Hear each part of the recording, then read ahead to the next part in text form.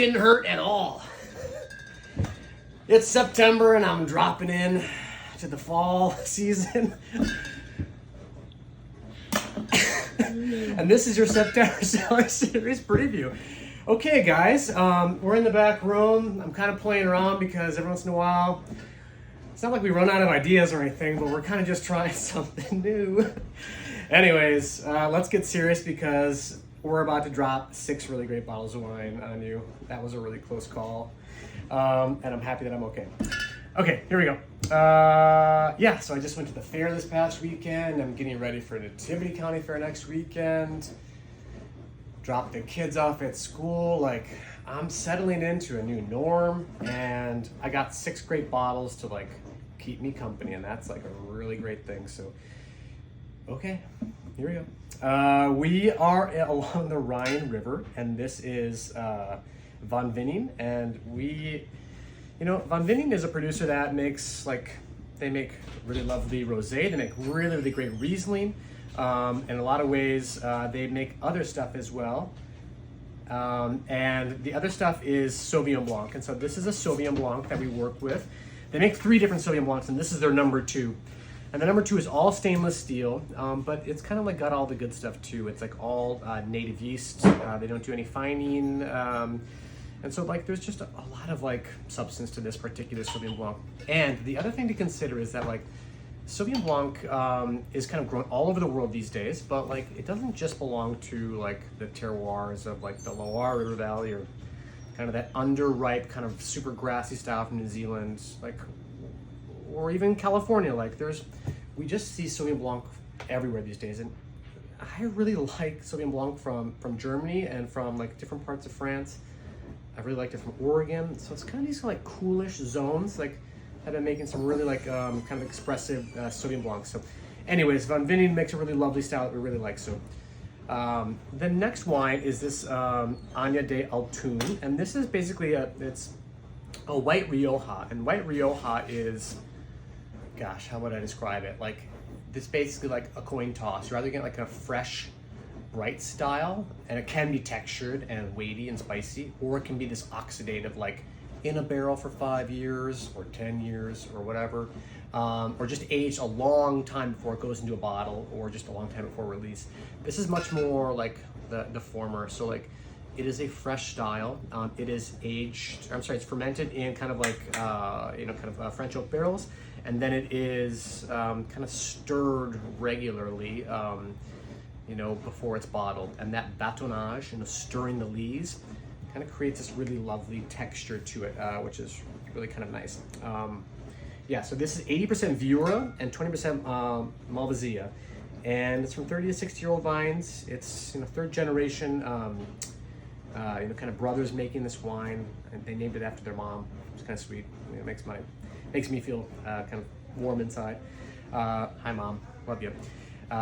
Anyways, really fun kind of new white Rioja, which we don't see that often. So, moving on, this is Ingrid Grois, and this particular rosé, like we had on the shelf, gosh, over 5 years ago. I'd say maybe about 5 years ago, and it just disappeared. Like we bought it from kind of a smaller importer here in town, and it came through another kind of importer that they were supplying the wines from or sourcing the wines from, and it just like disappeared.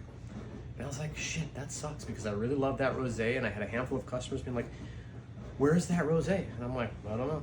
It resurfaced with Vineyard Brands, like a really great import operation, a national import operation. And this is the Ingrid Grois Hasenheide rosé.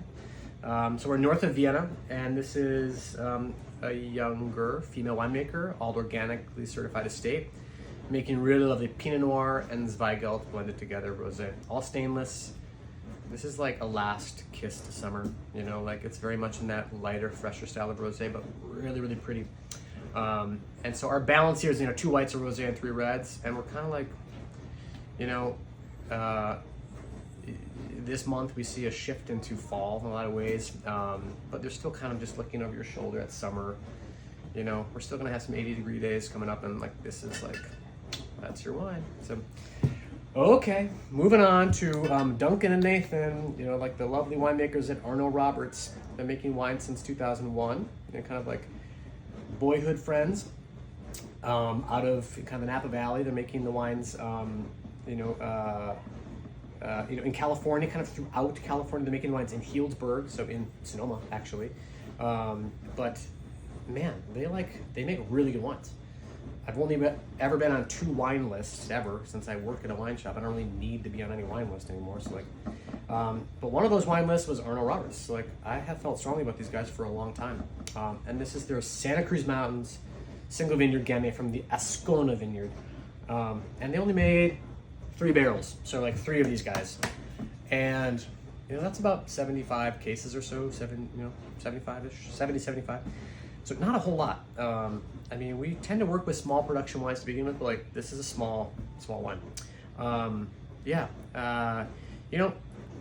Gamay has lots of different expressions. Whether we're talking about Cru Beaujolais, or we're talking about kind of the bright, fresh styles from the Loire. But Gamay has a home in California as well. It has for a long time. And Oregon also. Wow, people are going kind of crazy. People are going gaga for Gamay in Oregon, replanting and kind of prioritizing that. And it just goes to show that, Gamay is not like Pinot Noir is kind of a friend that's not quite as good looking, it is much more serious in lots of ways. It has more of a kind of rustic kind of brambly quality at times, but not always. But this particular wine has really, really beautiful fruit. And somebody once said to me, Gamay and Syrah are kind of like blood brothers. And made perfect sense to me. Right away when I heard that, I was like, huh. Yeah, I get that. Gamay is always compared to Pinot Noir, but I almost prefer the comparison to Syrah in a way. And this kind of leans into that. It's low in alcohol. It's probably 12.5% alcohol. So it is a fresh, vibrant style. And I love that about this particular wine. But yeah, give it a try. I'm a big fan of these 2 guys and their winemaking style, and the freshness and kind of verve that they get out of their wines throughout their whole range. So yep, Arnold Roberts, good job, guys. Going south, we're in Paso. This is Tablas Creek, and Tablas Creek is a producer that, it's the Perrin family that operates Chateau Beaucastel, one of the great estates in Châteauneuf-du-Pape. And they have been making wines in California for many, many years, for decades now, and they know how to blend, Grenache and Syrah, and a couple other great varieties. I think there's some Cunoise in here. Yeah, Cunoise, Tourette Noir, and Mourvèdre. And this is their Pétillant de Tablas. And, I don't really like the term entry-level wine for great producers because, this is kind of where it starts for them in their California operation, but, man, it's their calling card, their flagship in a lot of ways is the white and red, kind of blends that they do, and man, they're really good. You can tell. I remember, kind of a quote that I heard from Galoni, one of the great critical minds of the wine world, and Galoni, who specializes in kind of critiquing Italian wines historically in Champagne and White Burgundy, just said, it's always a great buy when you focus on the entry-level bottlings from the top producers. And I couldn't agree more. Really, really lovely stuff right here. Serious wine, kind of great Southern Rhone vibe. Kind of has that garrigue quality, and garrigue is a term that we use in the wine world to describe how wines smell and taste from the Southern Rhone River Valley, and Provence, that Southern French kind of lavender thyme, that special kind of thing on the nose. So nice one. Finishing up with Colle di Lapio, and this is their Aglianico. And Colle di Lapio makes 3 wines essentially. So where we are, we're outside of Naples, we're east of Naples, and this is their Irpinia Campi Torresini wine that they labeled Dogna Chiara. And Colle di Lapio, maybe might be a little more famous for their Fiano and also their Greco. We have featured the white wines in the past, but we have not only the access to this wine, and they make a few hundred cases of this each year. I think they listed on the back. 6,000 bottles produced each year. We're talking about a few hundred cases, not a whole lot.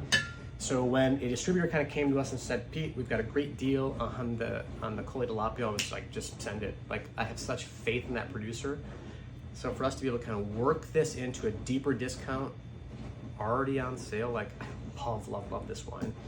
You know, we were tasting this with kind of the wine buyers at McAllister College, and for events that they do, and they're like, we'll take it. I was like, yes, I totally get it. So maybe kind of happy to see other people respond to it right in front of you, but like, yeah. Aglianico kind of reminds me of Barbera and Nebbiolo kind of blended together in a way. Like, it has concentration and base. You know, it's 14% alcohol here, but it also has great acidity. You know, just think of like the greatest tomatoes in the world come from that area right around Mount Vesuvius, that primary volcanic terroir in southern Italy outside of Naples. And this is not right there, but like it's just a little bit further east, but same idea. The grapevine really knows how to grow well in southern Italy, and this Aglianico is very, very similar. So yeah, this is your September Cellar Series preview. I'm so glad I didn't kill myself jumping off the racks back here, Nick, but you can pick this up starting this weekend, and I'm excited to get into more red weather kind of wine drinking, and I hope you are too. So we'll see you soon, and thanks as always for your support.